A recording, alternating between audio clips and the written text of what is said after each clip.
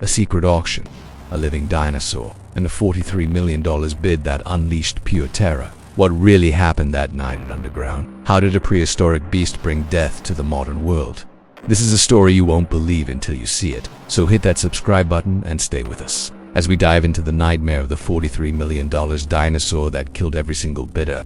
Now let me introduce you to our hero Mason Gamble, a former CIA agent with a specialty in retrieving dangerous artifacts. He's currently enjoying a well-earned retirement until his phone rings. On the other end is a desperate CIA director begging for help. Mason, we have a situation. An unauthorized party has gained access to a restricted facility. We need you to get inside, retrieve the item, and kill anyone who gets in your way. Mason asks, what item? A highly classified asset known as Project Rebirth. We believe it to be a living Tyrannosaurus Rex. Mason replies, count me in. Arriving at the facility, Mason observes the aftermath of the attack.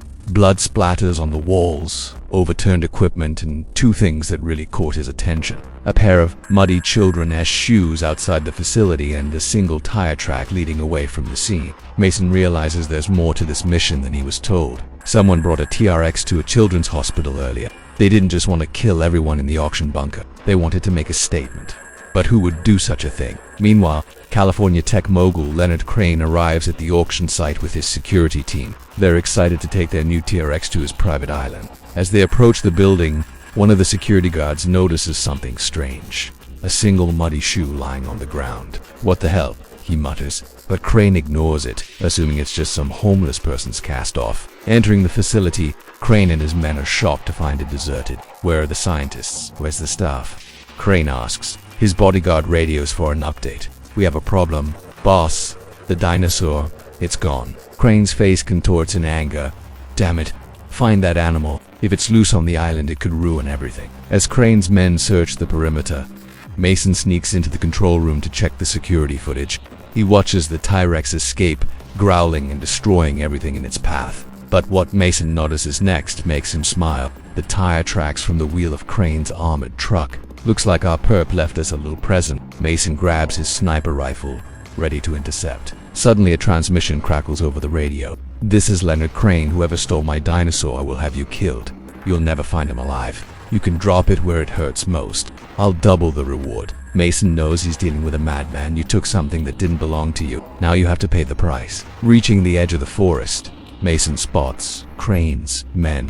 There's no sign of the T-Rex, but he can hear its loud footsteps in the distance. Setting up his rifle, he takes aim at the approaching men. They never saw it coming. One by one, Mason picks them off, each shot echoing through the trees. But he knows the real challenge is yet to come. When the T-Rex charges towards him, Roland Mason stands his ground. This is what he was trained for. In a tense standoff, the T-Rex hesitates, sensing danger. Then it lunges. With lightning reflexes, Mason rolls out of the way, firing his tranquilizer dart just as the T-Rex closes in. The massive creature collapses, falling into a deep sleep. As dawn breaks, Mason secures the T-Rex, ending its rampage. He's just in time to see Crane's helicopter approaching. Looking out, Mason sees a determined expression on Crane's face. Where's the dinosaur? Crane demands. Mason simply replies, you're too late. Taking aim, he fires. The helicopter explodes in a fiery ball of twisted metal, and as the smoke clears, Mason walks away, leaving the destroyed helicopter behind. He's done his job. It's time to disappear again. The bunker's emergency lights flashed as the guests screamed and scattered in every direction. In the center of the underground chamber, the T-Rex let out an ear-splitting roar and stomped its massive foot, sending shivers down everyone's spines. It was unrestrained, untethered, and completely enraged. Colonel Matthews, the organizer of the exclusive auction, knew he had to act fast. This was his bunker, his pride and joy, and he wasn't about to let this dino might ruin it. He slammed the red button on his console and barked orders into his headset. Initiate lockdown. Seal all exits.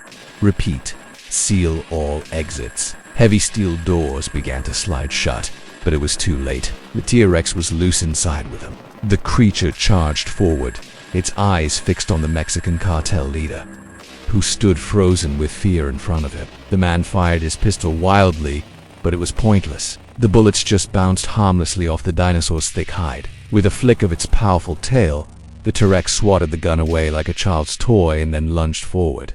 The cartel leader didn't even have time to scream as the dinosaur devoured him whole. An African warlord tried to hide behind a stack of wooden crates, but the T-Rex easily sniffed him out, sending him sprawling onto the ground. The beast stomped on him several times with its massive feet, each stomp shaking the very foundations of the bunker. A few of the remaining bidders scrambled for the exits, but they were too late. The lockdown was initiated. They were trapped. Colonel Matthews, however, had an escape plan. He dashed toward a row of identical-looking consoles and began typing furiously, opening up a hidden access panel. Seeing this, Leonard Crane, the ruthless arms dealer, grabbed the colonel by the collar and snarled, "Show me the exit." There was no malice in his voice, only desperate urgency. Matthews had no choice but to comply. He led Leonard and two others through the secret passageway that opened up behind the bookshelf. The tunnel was narrow and pitch black. They squeezed through, the reek of stale waste filling their nostrils. Behind them, the T-Rex roared in frustration as it realized it had been out. Its heavy footsteps shook the very foundations of the bunker as it relentlessly smashed at the wall in pursuit of its prey. But the four of them were almost through.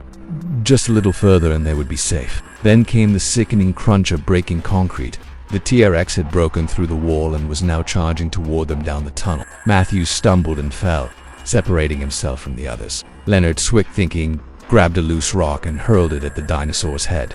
The rock bounced harmlessly off its snout. He needed a bigger distraction. Reaching out, he ripped a length of cable from an electrical panel and tied it across the tunnel in a crude noose. Then he waited. When the T-Rex reared its massive head into the opening, he pulled the cable tight. The sudden obstruction made the creature rear back in surprise. It roared in anger and frustration, thrashing its tail violently, causing an avalanche of rocks and dust to rain down. Matthews, seeing his chance, scrambled through the opening and disappeared into the darkness. Leonard, along with the two others, reached the exit just as the dust settled. They fumbled with the lock, but it was no use.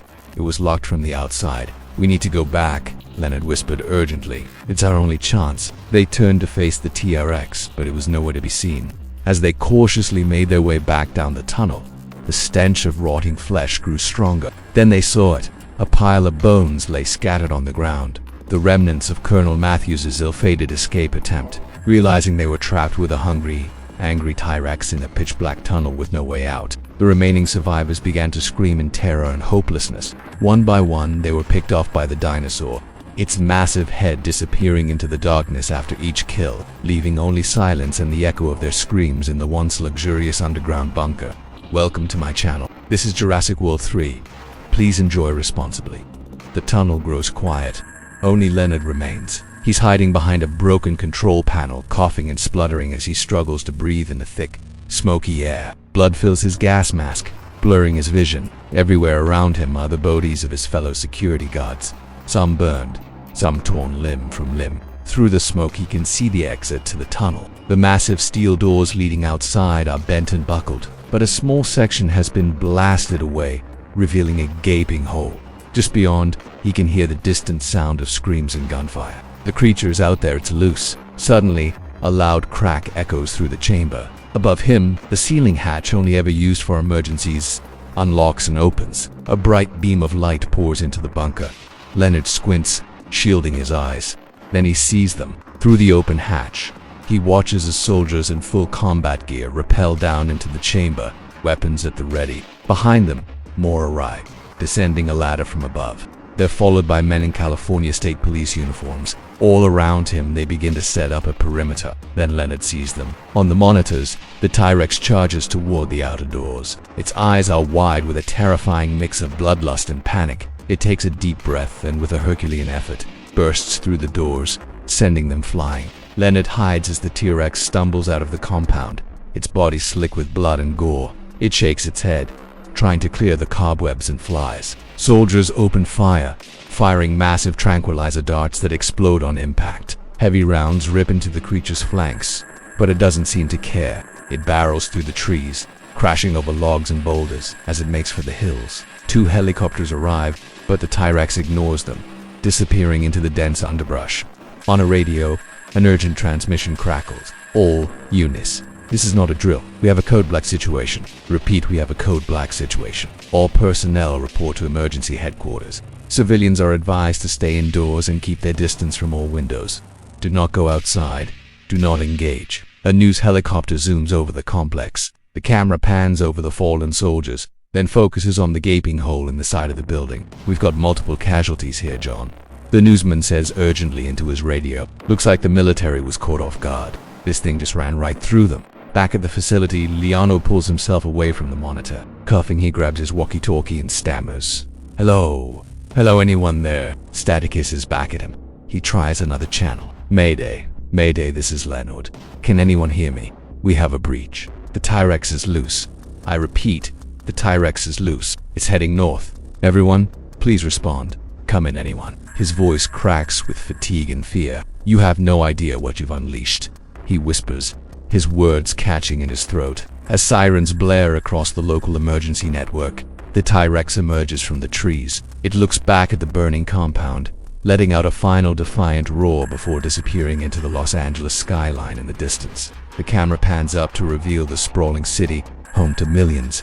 The T-Rex is out there somewhere, hunting. The screen fades to black. Thank you for watching Jurassic World 3. If you enjoyed this movie, please remember to give us a thumbs up. Also, be sure to subscribe so you don't miss any of our awesome movies. Hi guys, please subscribe my channel.